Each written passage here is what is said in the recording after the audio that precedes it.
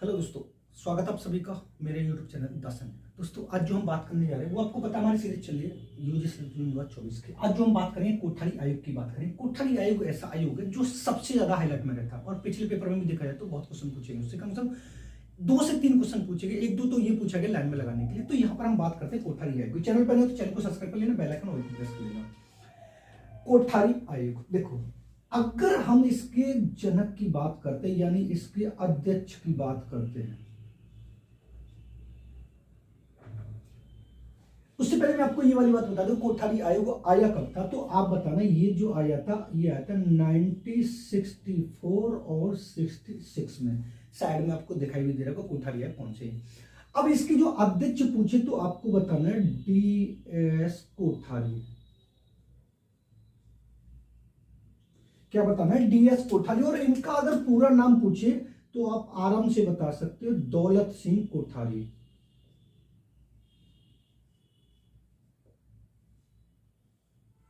दौलत सिंह कोठारी ये पूरा इनका नाम था। ठीक है, DS कोठारी आया कब था? ये 1964 और 66 में आया था। अब यहां पर ये पूछेगा जब इसकी नियुक्ति की गई थी, जब कोठारी आयोग बना था तो इसमें सदस्य कितने थे, ये वाली बात आपसे पूछेगा। तो आप बता देना इसमें 17 सदस्य थे। और अध्यक्ष कितने थे तो आप बता देंगे अध्यक्ष एक थे, जो आपको ये वाली बात पता है कौन थे? DS कोठारी।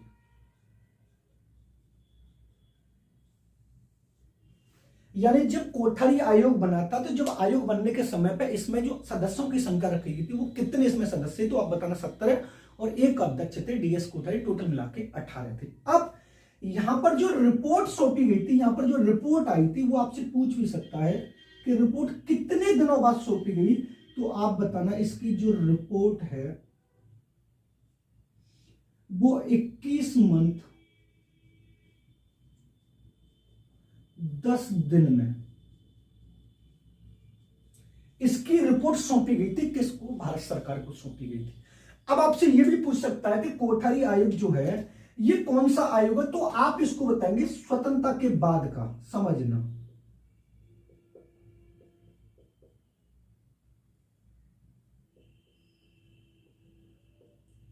बाद का तीसरा आयोग है।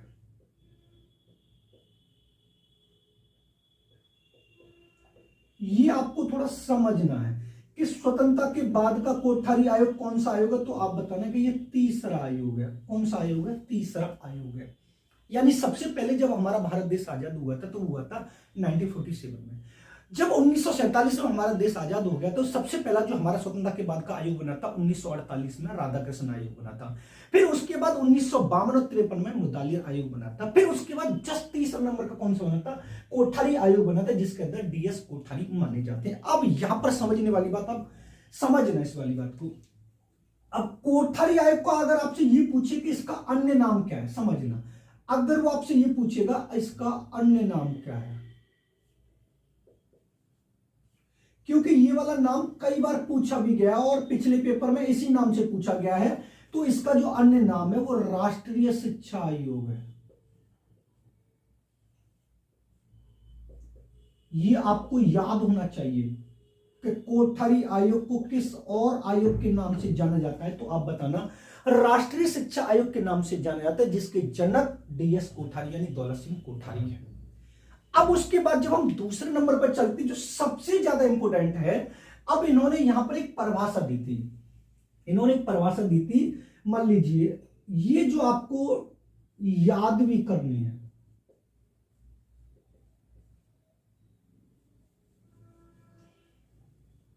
इन्होंने कहा था, समझना, भारत के भाग्य का निर्माण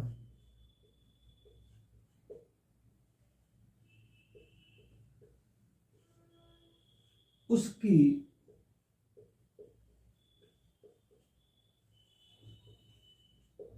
कक्षाओं में हो रहा है।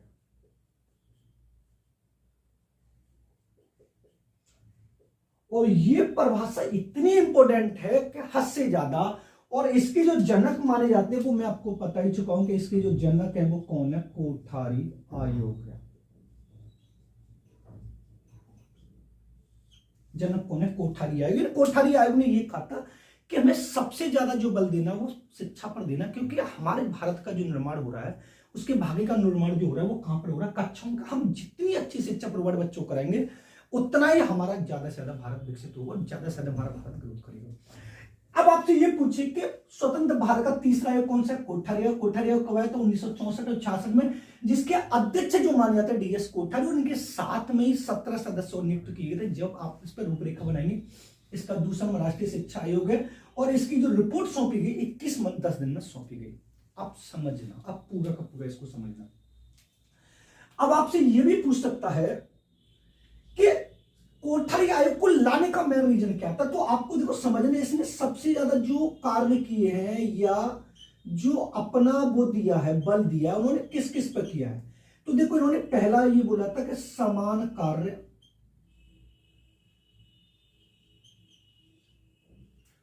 और समान वेतन। ये कई बार पूछा गया कि समान कार्य और समान वेतन पर बल कौन किसने दिया, तो अब बताना, कोठारी आयोग। उसके बाद एक और इन्होंने किया था शिक्षा और राष्ट्रीय विकास।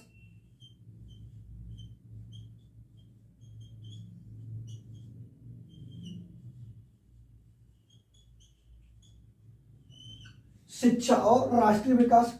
उसके बाद जब हम नेक्स्ट चलते हैं तो इन्होंने बोला था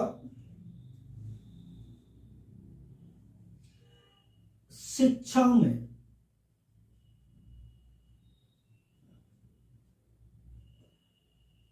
अलगाव की समस्या पर ध्यान।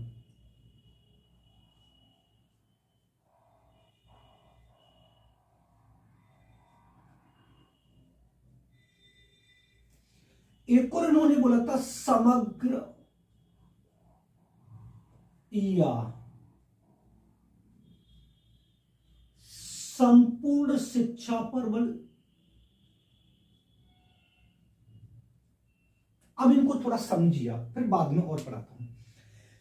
कोठारी आयोग के जो मैं ये कार्य लिख रहा हूं उनको वो सूत्रों के नाम से भी पूछ सकता है। यानी अगर ये वाले स्टेटमेंट अगर कहीं पर आते तो आपको दिमाग में होना चाहिए कि किसने दिया है, कि कोठारी आयोग ने दिया। कोठारी आयोग ने समान कार्य और समान वेतन पर बल दिया। तो मतलब ये क्या था कि जो व्यक्ति, दो व्यक्ति हैं एक जैसा काम कर रहे हैं, अगर मान लीजिए टीचर है वो पढ़ाने का काम करे, प्रिंसिपल और टीचर है दोनों पढ़ाने का काम करे, तो दोनों को बराबर वेतन दीजिए ना। प्रिंसिपल को आप ज्यादा दे रहे हैं, टीचर को कम दे रहे हैं, ऐसा नहीं है। यानी जो व्यक्ति समान कार्य कर रहे हैं उनको समान वेतन की आवश्यकता है। शिक्षा और राष्ट्रीय विकास, जितना हम शिक्षा पर बल देंगे उतना हमारे राष्ट्र का विकास होगा। उसके बाद शिक्षा में अलगाव की समस्या। अलगाव मतलब जानते आप, समझना। मान लीजिए अलगाव ये होता है कि मान लीजिए दो प्राथमिक विद्यालय, एक प्राथमिक विद्यालय यहां पर और दूसरा प्राथमिक विद्यालय यहां से 2 किलोमीटर 1 किलोमीटर दूर है। अब एक प्राथमिक विद्यालय में 8 टीचर और एक प्राथमिक विद्यालय में 4 टीचर हैं। जिस प्राथमिक विद्यालय या जिस स्कूल या कॉलेज में अध्यापकों की संख्या कम है और दूसरे में ज्यादा है, तो दूसरे जिसमें ज्यादा है उसमें से टीचर जिसमें कम है उसमें पढ़ाने के लिए जाएंगे। ये वाली बात होनी चाहिए।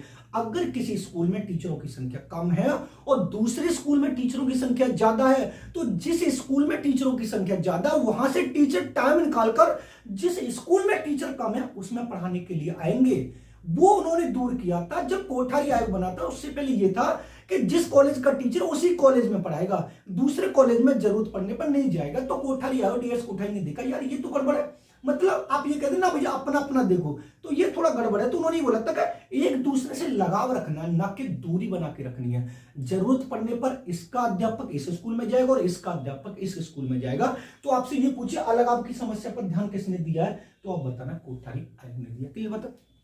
अब मैंने आपको एक चीज बताई है कि समग्र शिक्षा और संपूर्ण शिक्षा पर बल किसने दिया। देखो दोस्त, मैं आपको ये वाली बात बता रहा हूं कि ये जो मैं आपको पॉइंट लिखा है ना, ये संपूर्ण शिक्षा और समग्र शिक्षा, अगर ये वाला शब्द आता है तो इसके दो जनक आपको बताने। अगर वो या तो ये कहेगा कोठारी आयोग ने दिया है, समझना,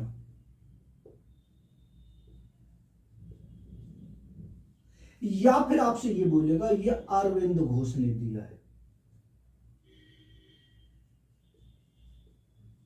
या किसने देगा?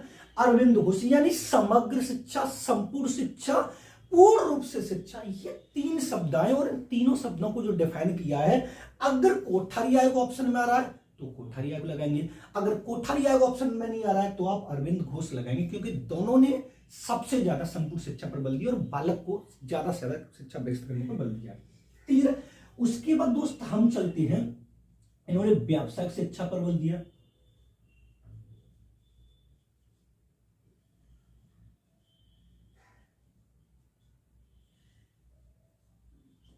व्यावसायिक शिक्षा पर बल दिया। उसके बाद इन्होंने अभिविन्यास पाठ्यक्रम को लागू किया,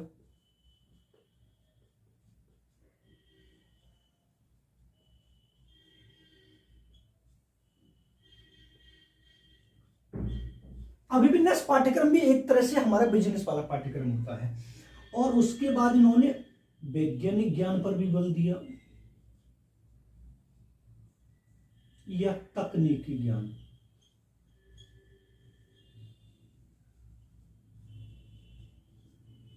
क्लियर?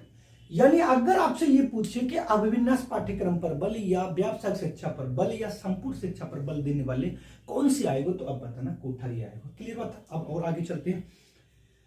अब इन्होंने क्या कहा था, देखो यहां पर समझेंगे।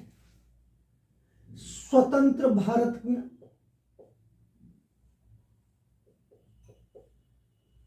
स्वतंत्र भारत की पहली एनईपी यानी राष्ट्रीय शिक्षा नीति को रखने का सुझाव दिया।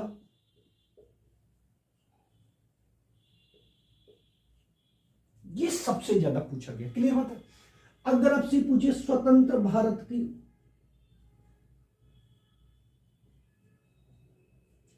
पहली शिक्षा संरचना, यानी स्वतंत्र भारत की पहली शिक्षा संरचना किसने दी, तो आपको बताना कोठारी आयोग ने। कौन सी? 10+2+3। क्लियर बात है? अगर आपसे ये पूछे स्वतंत्र भारत की पहली शिक्षा संरचना किसने दी, तो आप बताना कोठारी आयोग ने। यानी 10+2+3, यानी आपको आराम से ये वाली बात पता होना चाहिए कि हाई स्कूल, इंटर और ग्रेजुएशन की बात इन्होंने यहां पर की है। अब उसके बाद हम चलते हैं नेक्स्ट। इन्होंने त्रिभाषा सूत्र दिया था,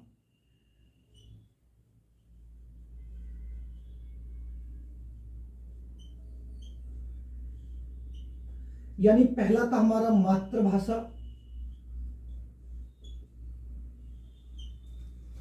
दूसरा था हमारा प्रादेशिक भाषा,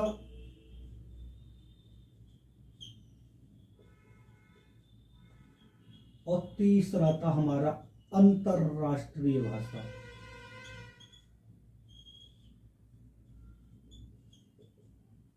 कौन सा था? अंतरराष्ट्रीय भाषा। सबसे ज्यादा आपसे 2 क्वेश्चन तो बहुत पूछेंगे कि स्वतंत्र भारत की पहली शिक्षा संरचना किसने दी, तो आप बताना कोठारी। 10+2+3 जो बदलकर अब नहीं आ चुकी है, 5+3+3+4 जो भी बताऊंगा।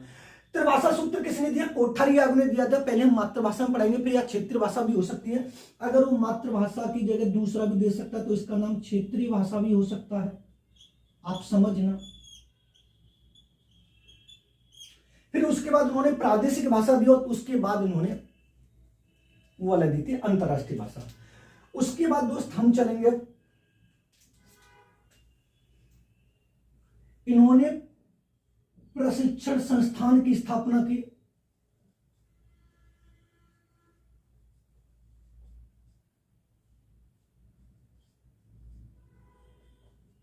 स्थापना प्रत्येक विद्यालय में।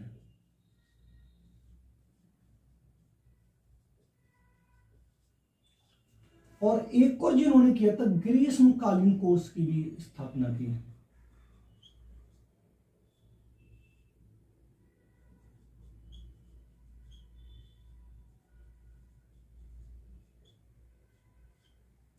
और प्रसार सेवा का भी गठन किया।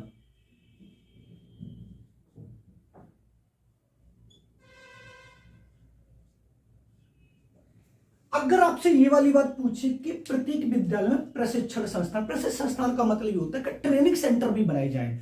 अगर कोई टीचर बनना चाहता है तो उनके लिए ट्रेनिंग स्टाफ डिपार्टमेंट अलग से होना चाहिए। तो इस पर बल किसने दिया, तो आप बताएंगे कोठारी आयोग ने दिया था। अगर आपसे ये पूछे ग्रीष्मकालीन कोर्स, आपको पता है कि जब हम बीटीसी करते हैं, डीएलएड करते हैं, तो अब मान लीजिए आप डाइट पर जाते हैं तो कभी न कभी एक कोर्स आते हैं, कुछ नया कोर्स लॉन्च करना होगा तो सबसे पहले डाइट पर टीचरों को उनके लिए ट्रेनिंग दी जाती है। तो ग्रीष्मकालीन प्रसार सेवा का गठन इन्होंने मतलब मीडिया से संबंधित इन्होंने ये वाली बात बोली थी। ये वाली बात आपको समझ में आनी चाहिए। और ये पूरा का पूरा जो है ये हमारा कोठारी आयोग है, कोठारी आयोग। इसमें सबसे ज्यादा जो इंपॉर्टेंट मैं आपको बताने की कोशिश करूंगा, एक तो ये वाला त्रिभाषा सूत्र वाला, एक स्वतंत्र भारत की पहली शिक्षा संरचना, एक इसकी परिभाषा, भारत के भाग्य का निर्माण, उसकी कक्षा नंबर। वैसे है तो ये सारा इंपॉर्टेंट है। अब मैंने यहां पर आपको ये वाली बात बताई है कि अगर वो आपसे ये पूछता है कि स्वतंत्र भारत की पहली शिक्षा संरचना कौन सी है, देखो मैं आपको यहां पर बता रहा हूं, समझना नोट डाल के।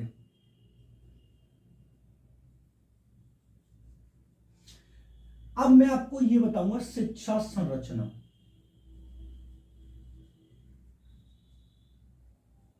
अब शिक्षा संरचना स्वतंत्र भारत की अब तक दो आ चुकी है। देखो पहली कौन सी हमारी, तो पहली आपको बतानी है 10+2+3। अगर दूसरी आपसे पूछे तो आपको बतानी है 5+3+3+4। ये दोनों आपको बतानी और ये जो आई है ये कब आई है हमारी, तो आपको बताना 1964 और 66 में। और ये कब आई है तो आप बताएंगे 2020 में, जो डॉक्टर कस्तूरी रंगन की अध्यक्षता में। किसकी अध्यक्षता में, डॉक्टर कस्तूरी रंगन की अध्यक्षता में आई।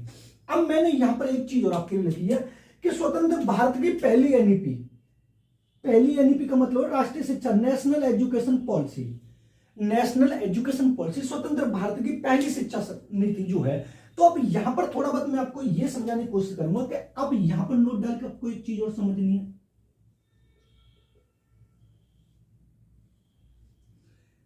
स्वतंत्र भारत की